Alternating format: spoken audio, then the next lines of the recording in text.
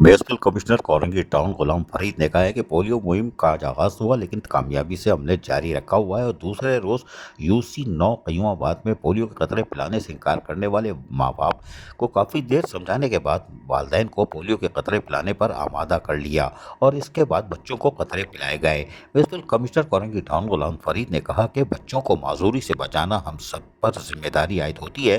Polio के 2 कतरे लाजमी 5 साल से कम उम्र के तमाम बच्चों को पिलाए जाएं। इनकार करने वाले वालिदैन को प्यार से शफ़क़त से समझाएं और उनको आगाह करें कि इसके मोज़ी मर्ज़ क्या है। वो अपने बच्चों को मुस्तकिल माजूरी से महफूज बना सकते हैं। और पोलियो माजूर करने वाली एक लाइलाज बीमारी है और 5 साल से कम उम्र बच्चों के लिए पोलियो वैक्सीन की मुतअद्दिद खुराकें और हिफाजती टीकों का मुकम्मल कोर्स वायरस के खिलाफ क़ुव्वत मुदाफ़अत पैदा करने के लिए नहायत ज़रूरी भी है। और यकीनी तौर पर कोरंगी टाउन के म्यूनिसिपल कमिश्नर गुलाम फरीद ने आज अपना फ़राइज़ एहसन तरीके से अदा करने की हर मुमकिन कोशिश की और यकीनी तौर पर वालिदैन को आगाह किया।